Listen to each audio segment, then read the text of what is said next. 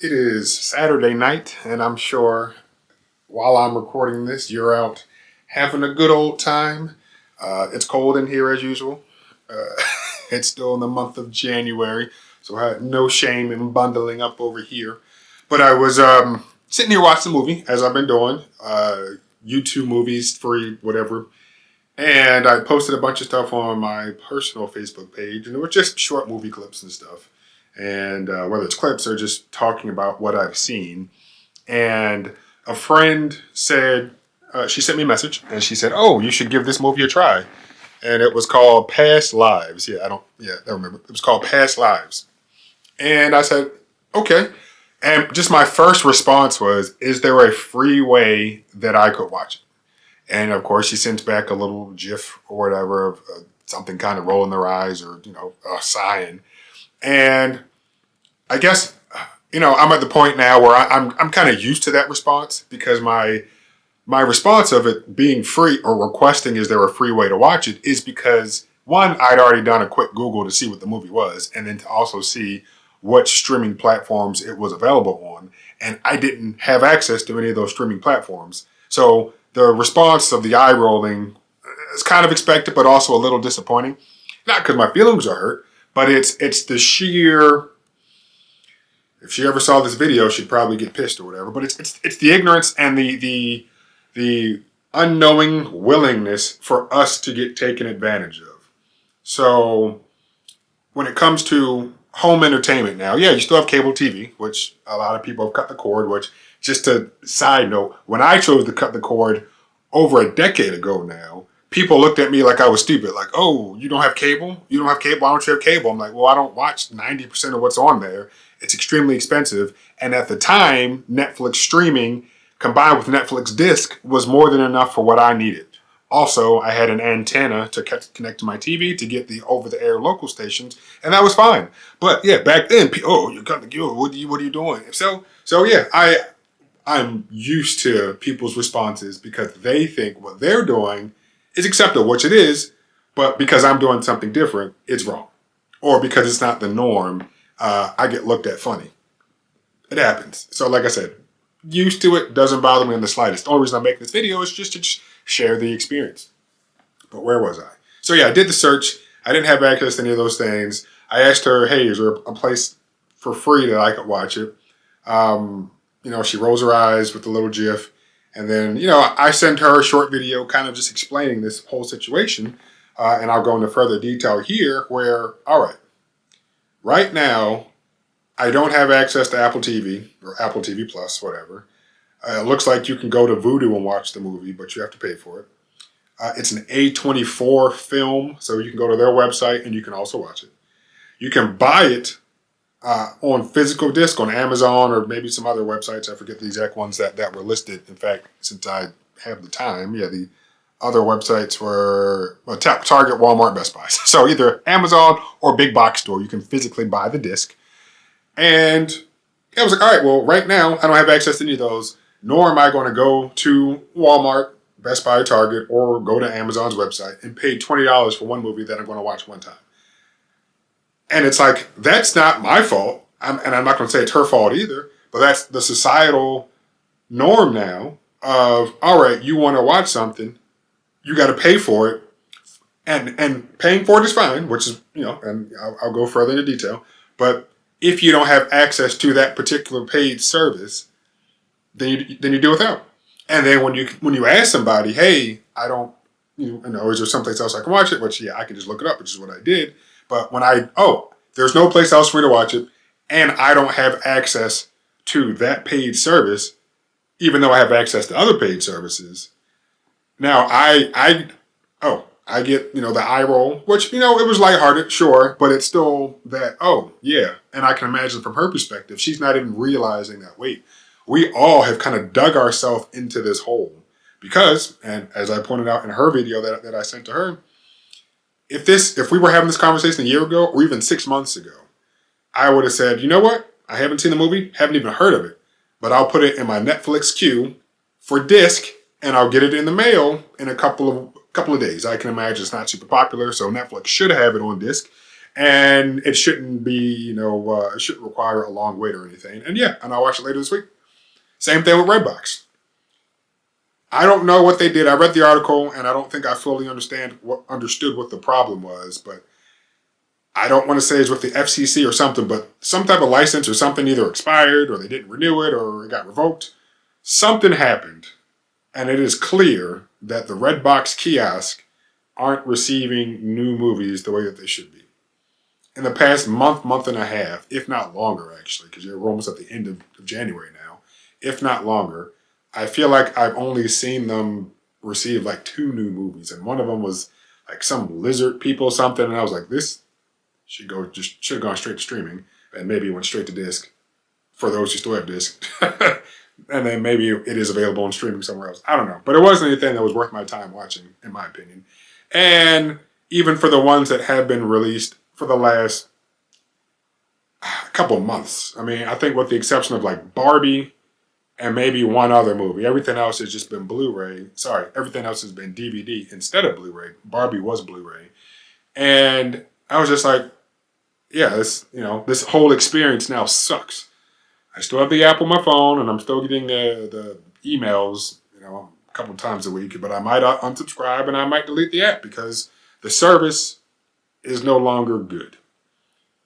And all of this, just to go back to the initial reaction from her, and then the acceptance of the reaction, but also the expectation of the reaction, and then also the unfortunate truth of, I hope she sees it too, because I can imagine there's something that she's wanted to watch that she didn't have the paid service for, didn't have access to the paid service, and then she had to do without. There's also the possibility that she didn't have access to the service, password shared with somebody else, which is, a possibility, or decided to pay for that service. I know some services allow you the 7-day free trial, and, you might be able to do that.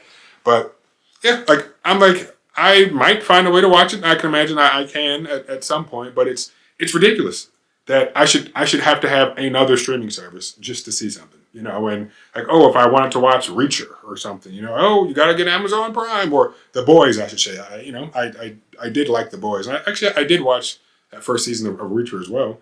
But streaming on Amazon is just garbage.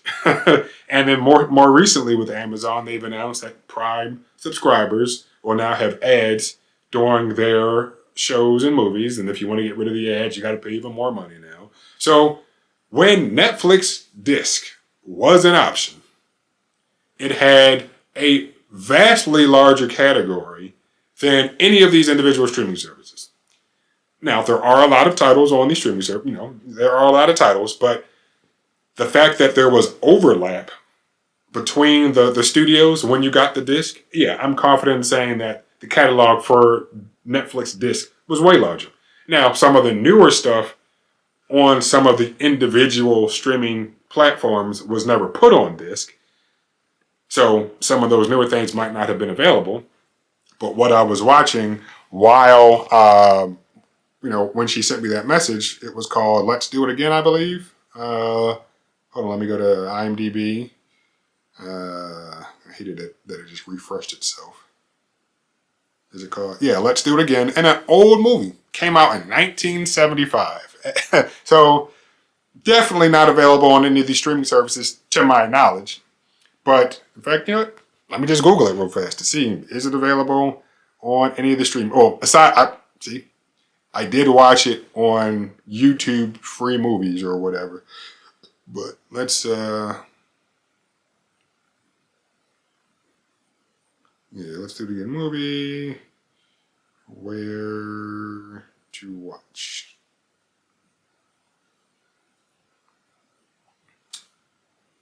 And okay, looks like you can watch it on Amazon Prime. So I stand corrected. It looks like it's available on Roku TV.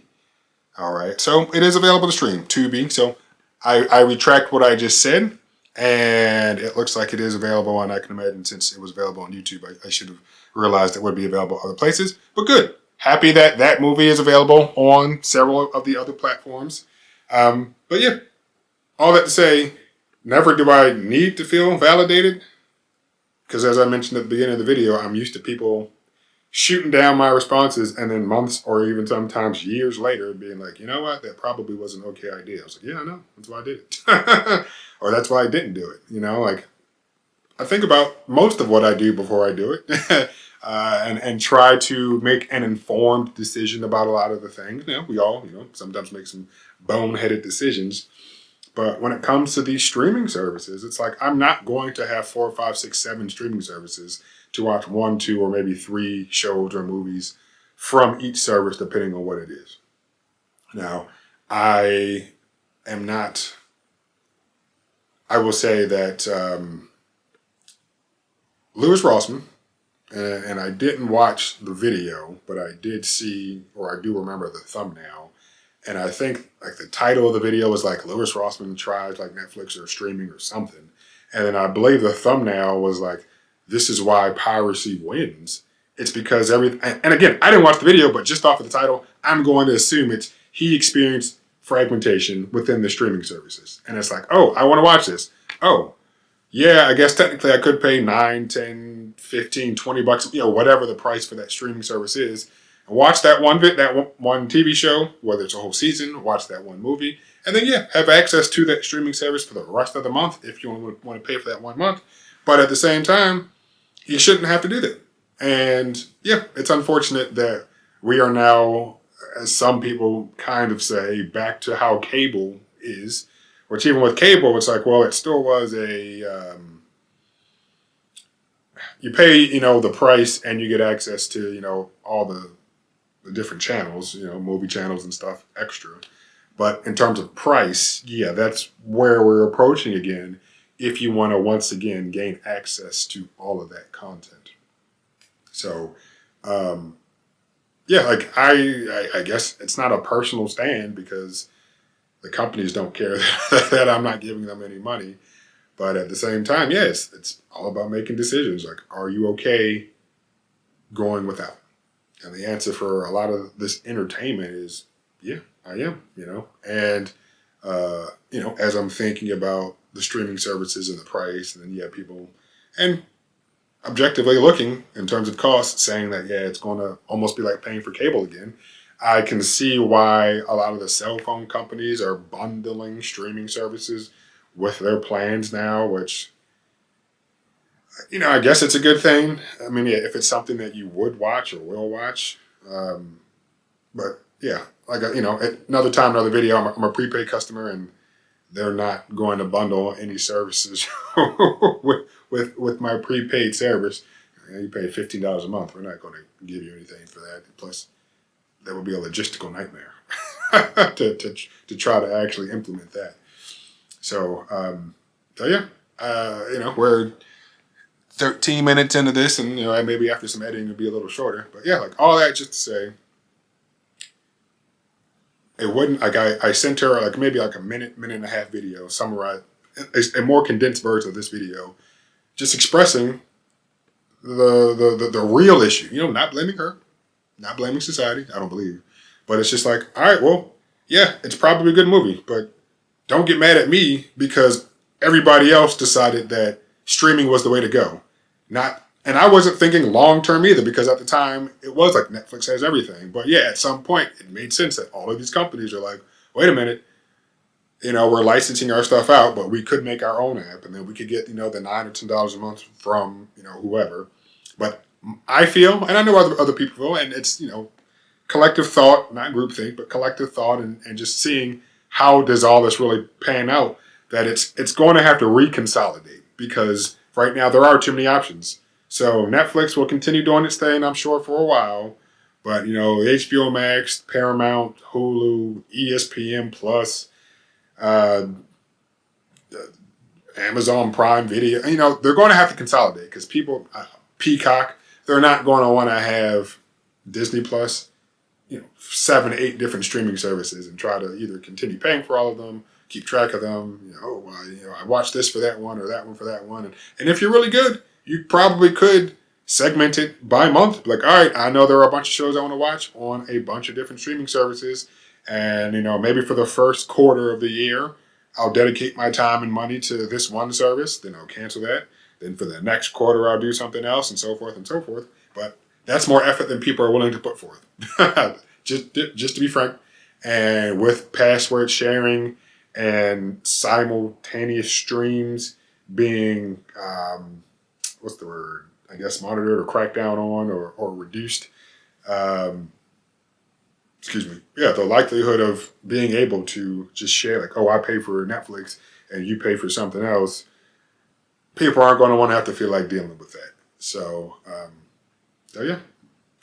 I watch it. Yeah, it's called Past Lives. I watched it at some point. but yeah. Yeah, I'll watch that at some point.